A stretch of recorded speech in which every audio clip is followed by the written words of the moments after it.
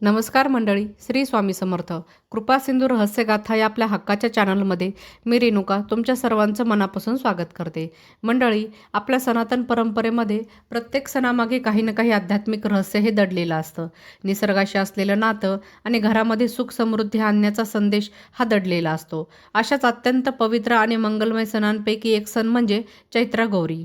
मंडळी, गुढीपाडवा हा हिंदू नववर्षाचा पहिला दिवस असं मानलं जातं आणि या गुढीपाडव्याच्या तिसऱ्या दिवशी येणारी देवी म्हणजे चैत्रा गौरी, म्हणजेच याला चैत्रा गौरी तृतीया तीज असं देखील म्हणलं जातं.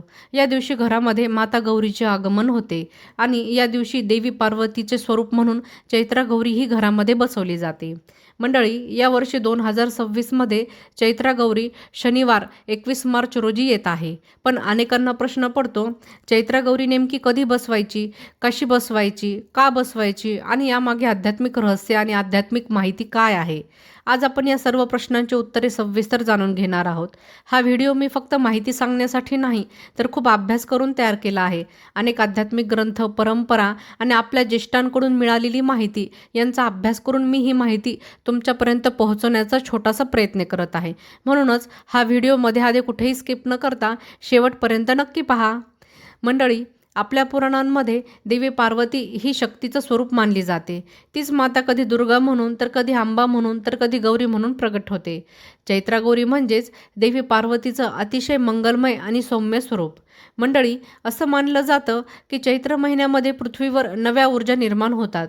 झाडांना नवी पालवी फुटते, फुले उमलतात आणि निसर्ग पूर्णपणे नव्या चैतन्याने भरून जातो. मंडळी, या काळात देवी पार्वती ही पृथ्वीवर येते आणि आपल्या भक्तांच्या घरी चैत्रा गौरी म्हणून विराजमान होते, असं आपल्या शास्त्रामध्ये सांगितलं आहे. म्हणूनच या दिवशी देवीला घरी बसवून तिचे पूजन केले जाते. तर मंडळी, आपल्या पूर्वजांनी असं सांगितलं आहे की चैत्रा गौरी घरात बसवली की घरामध्ये सुख, शांती आणि समृद्धी येते. देवी गौरी ही सौभाग्य, संपत्ती आणि मंगल कार्याची देवी आहे. असे म्हणतात की ज्या घरामध्ये भक्तिभावाने चैत्रा गौरी बसवली जाते त्या घरामध्ये लक्ष्मीचा वास होतो, घरातील अडचणी दूर होतात आणि कुटुंबामध्ये प्रेम वाढते आणि घरामध्ये सकारात्मक ऊर्जा निर्माण होऊन सकारात्मक बदल निर्माण होतो. विशेषतः स्त्रिया या दिवशी चैत्रा गौरी बसवून देवीकडे आपल्या कुटुंबाच्या सुखासाठी प्रार्थना देखील करतात. मंडळी, चैत्रा गौरी ही आपल्या परंपरेनुसार गुढीपाडव्याच्या तिसऱ्या दिवशी म्हणजेच चैत्र शुद्ध तृतीयेच्या दिवशी चैत्रा गौरी बसवली जाते. यावर्षी 2026मध्ये ही तृतीया 21 मार्च शनिवार रोजी आली आहे. या दिवशी सकाळी स्नान करून शुचिर्भूत होऊन शुभ मुहूर्तात चैत्रा गौरी बसवणे हे अतिशय शुभ मानले जाते. सकाळी साधारण सूर्योदयानंतर ते दुपारी 12 वाजेपर्यंत हा वेळ अत्यंत शुभ मानला जातो. या वेळेमध्ये चैत्रा गौरी बसवली तर घरामध्ये मंगलमय वातावरण निर्माण होते असं मानलं जातं. मंडळी, आता अनेकांना असा प्रश्न पडतो की चैत्रा गौरी नेमकी कशी बसवायची? तर सर्वप्रथम घर स्वच्छ करून घ्यायचं. जिथे देवी बसवायची आहे ते ठिकाण विशेष स्वच्छ ठेवायचं. त्या ठिकाणी एक सुंदर पाट ठेवायचा. पाठावर स्वच्छ रांगोळी काढायची. त्यानंतर त्या पाटावर लाल किंवा पिवळा स्वच्छ वस्त्र किंवा स्वच्छ कपडा अंथरायचा. त्यानंतर त्या पाटावर चैत्रा गौरी बसवली जाते. काही ठिकाणी देवीची मूर्ती बसवतात, तर काही ठिकाणी कलशावर नारळ ठेवून त्याला गौरीचे रूप मानले जाते. तर काही ठिकाणी खेळणा पाळणा जो असतो त्या पाळण्यामध्ये महादेव वगैरे असतो त्या स्वरूपामध्ये चैत्रा गौरी बसवली जाते. मी माझ्या घरी कशी चैत्रा गौरी बसवली जाते त्याचे फोटो देखील मी तुम्हाला दाखवणार आहे. मंडळी, कलशामध्ये स्वच्छ पाणी भरायचे. त्यामध्ये थोड्या अक्षदा, हळदी कुंकू आणि एक नाणे टाकायचे. कलशावर आंब्याची पाने ठेवून त्यावर नारळ ठेवायचं आणि त्यानंतर त्या कलशाला देवीचे स्वरूप मानून त्याची पूजा करायची. ज्यांच्याकडे कलशावर चैत्रा गौरी बसवतात त्यांनी असं करायचं. ज्यांच्याकडे चैत्रा गौरी ही अन्नपूर्णेच्या स्वरूपामध्ये बसवली जाते त्यांनी एका वाटीमध्ये तांदूळ घ्यायचे आणि त्या तांदळावर अन्नपूर्णा ठेवायची आणि मग ती चैत्रा गौरी म्हणून तिला स्थापना करायची. चैत्रा गौरी बसवल्यानंतर चैत्रा गौरीला फुले, हार, गजरा आणि दागिन्यांनी सजवले जाते. त्यानंतर देवीसमोर दीप लावला जातो, धूप लावला जातो आणि भक्तिभावाने देवीची आरती देखील केली जाते. मंडळी, सनातन परंपरेमध्ये केवळ सणांची पूजा नाही, तर त्यामागे खोल आध्यात्मिक अर्थ असतो. चैत्र महिन्यामध्ये निसर्गामध्ये नवीन ऊर्जा निर्माण होते. हीच ऊर्जा आपल्या घरामध्ये आणण्यासाठी चैत्र गौरी बसवली जाते. देवी गौरी म्हणजे शुद्ध शक्ती आणि सकारात्मकता. जेव्हा आपण भक्तिभावाने देवीचं पूजन करतो, तेव्हा आपल्या घरातील नकारात्मक ऊर्जा नष्ट होते आणि आपल्या घरामध्ये सकारात्मक ऊर्जा वाढते. म्हणूनच आपल्या पूर्वजांनी चैत्र गौरी बसवण्याची परंपराही सुरू केली आहे. मंडळी, चैत्र गौरी बसवल्यानंतर फक्त चैत्र गौरीची पूजा करूनच थांबायचं नाही, तर चैत्र गौरीला विशेष असा नैवेद्य देखील दाखवायचा आणि या नैवेद्यामध्ये काही पदार्थांना विशेष असं महत्त्व दिलं आहे. विशेषतः हरभऱ्याची डाळ, कच्ची कैरी आणि कैरीचं भणं हे पदार्थ जवळजवळ प्रत्येक घरामध्ये चैत्र गौरीच्या दिवशी देवीला नैवेद्य म्हणून दाखवले जातात. पण अनेकांना प्रश्न पडतो, देवीला हेच पदार्थ का दाखवतात? यामागे काही आध्यात्मिक कारण आहे का, की काही फक्त परंपरा आहे?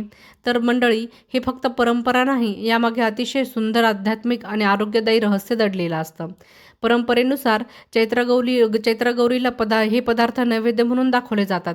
हरभऱ्याची डाळ वाटून केलेलं वाटण, त्यामध्ये कच्ची कैरी टाकायची, त्यानंतर कैरीचे पन्हे करायचे, साखर किंवा गूळ, कधीकधी पुरणपोळी किंवा फळे आणि नारळ या सर्वांमध्ये कच्ची कैरी आणि हरभऱ्याची डाळ हे 2 पदार्थ चैत्र गौरीच्या नैवेद्यामध्ये अतिशय विशेष मानले आहे. मंडळी, चैत्र महिना म्हणजे उन्हाळ्याची सुरुवात. या काळामध्ये हवामान गरम होऊ लागते आणि शरीरामध्ये उष्णता वाढते. आपल्या पूर्वजांनी निसर्गाचा आणि आरोग्याचा खूप चांगला अभ्यास केलेला होता. म्हणूनच त्यांनी चैत्र गौरीच्या नैवेद्यामध्ये कच्ची कैरी ठेवण्याची परंपरा सुरू केली. कच्च्या कैरीमध्ये व्हिटॅमिन सी, पोटॅशियम आणि शरीराला थंडावा देणारे गुण असतात. उन्हाळ्याच्या सुरुवातीला कच्ची कैरी खाल्ल्याने शरीराला थंडावा मिळतो आणि उष्णतेपासून आपले संरक्षण होते. म्हणूनच चैत्र गौरीला कच्ची कैरी ही दाखवण्याची परंपरा सुरू झाली. पण फक्त आरोग्य हेच कारण नाही. कच्ची कैरी म्हणजे नवीन सुरुवात आणि नवचैतन्याचे प्रतीक मानले जाते. जसे झाडावर नवीन कैऱ्या येतात, तसेच आपल्या जीवनामध्येही नवीन आनंद, नवीन संधी याव्यात अशी प्रार्थना आपली चैत्र गौरीकडे केली जाते. मंडळी, चैत्र गौरीच्या दिवशी अनेक घरामध्ये कैरीचे पन्हे बनवले जाते. पन्हे म्हणजे कच्च्या कैरीपासून बनवलेले एक थंड पेय. उन्हाळ्यामध्ये पन्हे पिण्याची परंपरा ही अगदी जुनी आहे. पन्ह्यामुळे शरीराला थंडावा मिळतो, उष्माघातापासून त्याचं संरक्षण होतं आणि शरीरातील ऊर्जाही टिकून राहते. आपल्या पूर्वजांनी निसर्ग आणि आरोग्याचा विचार करून चैत्र गौरीच्या नैवेद्यामध्ये कैरीचे पन्हे ठेवण्याची परंपरा सुरू केली. पण यामागे एक आध्यात्मिक अर्थ देखील आहे. पन्हे म्हणजे शांतता आणि थंडावा यांचे प्रतीक. जसे पन्हे शरीराला थंडावा देतो, तसेच चैत्रगौरी आपल्या जीवनातील ताण, चिंता, अडचणी दूर करून आपल्या मनाला शांतता देते असं मानलं जातं. मंडळी, आपल्या घरामध्ये चैत्रगौरी बसवल्यानंतर जो सर्वात सुंदर आणि आनंदाचा कार्यक्रम असतो तो म्हणजे हळदी कुंकू. महाराष्ट्राच्या संस्कृतीमध्ये चैत्रगौरीचे हळदी कुंकू हे अत्यंत महत्त्वाचे मानले आहे. हा केवळ एक छोटा कार्यक्रम नसतो, तर त्यामागे स्त्रियांच्या आनंदाचा, स्नेहाचा आणि एकमेकांप्रती प्रेम व्यक्त करण्याचा अत्यंत सुंदर भाव दडलेला असतो. आज आपण जाणून घेणार आहोत चैत्रगौरीचे हळदी कुंकू कधी करायचे, ते कसे करायचे, हळदी कुंकूला स्त्रिया एकमेकींना काय देतात आणि या परंपरेमागे काय आध्यात्मिक महत्त्व आहे.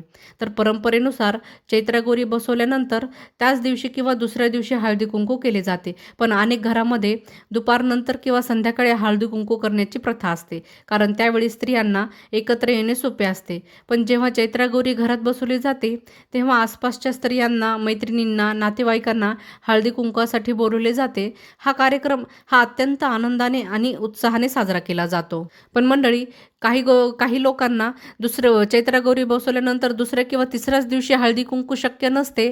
त्यांनी काय करायचं, अक्षय तृतीयापर्यंत चैत्रगौरी आपल्या घरामध्ये बसलेल्या असतात. अक्षय तृतीयाच्या आधी जेव्हाही कधी तुम्हाला शक्य असेल तेव्हा हळदी कुंकू करायचे. हळदी कुंकू करण्यापूर्वी चैत्रगौरीची पूजा केली जाते. त्यानंतर चैत्रगौरीला धूप दीप लावून आरती करून, फुले अर्पण करून मग हळदी कुंकवाचा कार्यक्रम सुरू करायचा. घरात आलेल्या प्रत्येक स्त्रीला देवीसमोर बसवून तिला प्रथम हळद कुंकू लावायचं, कारण हळद कुंकू हे मंगल आणि पवित्रतेचं प्रतीक मानलं जातं. आणि हळदी कुंकू लावल्यानंतर त्यांना कैरीचं पन्हं द्यायचं, हरभऱ्याची डाळ आणि मुरमुरे द्यायचे, किंवा काही ठिकाणी हरभऱ्याची वाटली डाळ त्यामध्ये कैरी वगैरे टाकून एक पदार्थ तयार करतो, ती देण्याची प्रथा आहे, तर ती द्यायची. मंडळी, सनातन परंपरेमध्ये ओटी भरण्याला खूप महत्त्व दिलं गेलं आहे. पण जसं आपण प्रत्येक सणाला देवीला किंवा बायकांना नॉर्मल ओटी भरतो गव्हाने, नारळाने किंवा तांदळाने, म्हणजे तांदळ आणि नारळाची. तर चैत्र गौरीला ओटी ही भरायची ती हरभऱ्याच्या डाळीची किंवा अखंड हरभऱ्याची किंवा काळ्या चण्याची. हे काळे चणे आणि हरभरे हे रात्रभर भिजवून ठेवायचे आणि मग त्याची ओटी भरायची बायकांना. माझ्याकडे हरभऱ्याची डाळ रात्रभर भिजवून ठेवून त्या हरभऱ्याची डाळ पॉकेटमध्ये भरते किंवा त्याची अशी बायकांना ओटी भरते आणि त्यांना कैरीचं पन्हं प्यायला देते, अशी पद्धत आहे.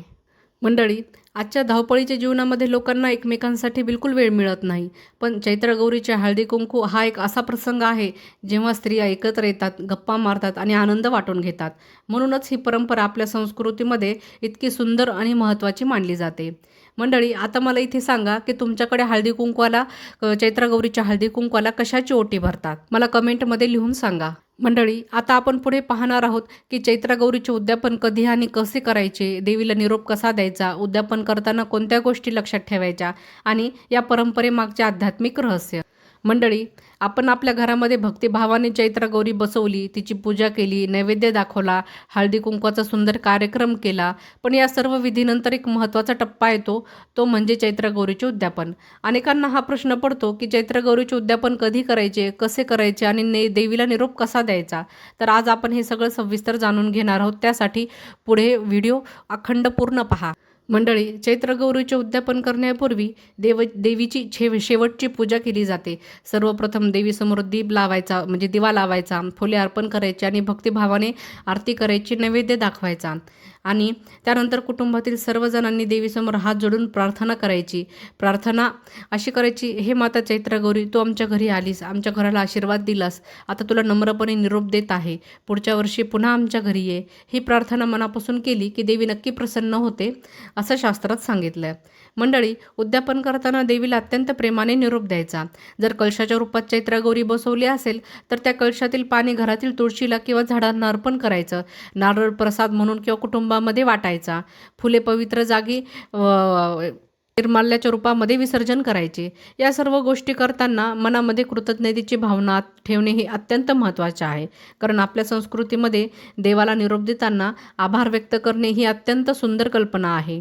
मंडळी, आपल्या सणामध्ये प्रत्येक विधीमागे एक आध्यात्मिक संदेश असतो. तसंच चैत्रगौरीचं उद्यापन देखील आपल्याला एक सुंदर संदेश देतो. तो म्हणजे जीवनामध्ये जे काही चांगलं मिळतं त्याबद्दल कृतज्ञ राहा. देवीचे आगमन म्हणजे आनंद आणि देवीचे उद्यापन म्हणजे त्या आनंदाबद्दल कृतज्ञता व्यक्त करणे. ही भावना आपल्या जीवनाला अधिक शांत आणि सकारात्मक बनवते. ज्यांनी चैत्रगौरी म्हणून अन्नपूर्णा देवीला चैत्रगौरीच्या स्वरूपात बसवलेला असेल त्यांनी ते जे तांदूळ आहेत, अन्नपूर्णा देवी ज्यावर बसवली आहे वाटीतल्या तांदळावर, त्या वाटीतले तांदूळ पक्ष्यांना घालायचे आणि अन्नपूर्णा देवी उचलून आपल्या देवघरामध्ये नेहमीसारख्या पूजेसाठी ठेवायची. मंडळी, चैत्रगौरी ही साधारणतः गुढीपाडव्याच्या तिसऱ्या दिवशी म्हणजे तृतीया तीजपासून ते अक्षय तृतीयापर्यंत असते आपल्या घरामध्ये.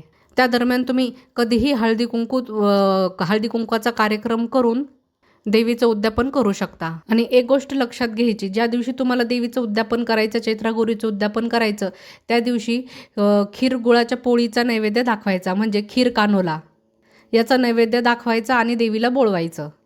मंडळी, चैत्रगौरी या पवित्र सणाबद्दलची ही माहिती मी तुम्हाला सांगितली आहे. हा व्हिडिओ बनवताना मी पुस्तके, पारंपरिक माहिती आणि आपल्या ज्येष्ठांकडून मिळालेल्या ज्ञानाचा अभ्यास करून तुम्हाला सांगितले आहे.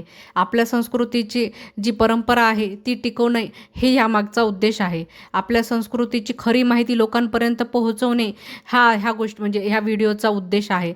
जर तुम्हाला चैत्रगौरीची ही माहिती उपयुक्त वाटली असेल तर कृपया व्हिडिओला लाईक करा, कारण तुमचा एक लाईक हा व्हिडिओ अधिक लोकांपर्यंत पोहोचवतो. हा व्हिडिओ तुमच्या मित्रमैत्रिणींना आणि नातेवाईकांना शेअर करा, जेणेकरून त्यांनाही चैत्रगौरीचे महत्त्व समजेल. आणि अशाच आपल्या सनातन संस्कृतीची खरी माहिती जाणून घेण्यासाठी कृपासिंधू रहस्यगाथा चॅनलला सबस्क्राईब करायला विसरू नका.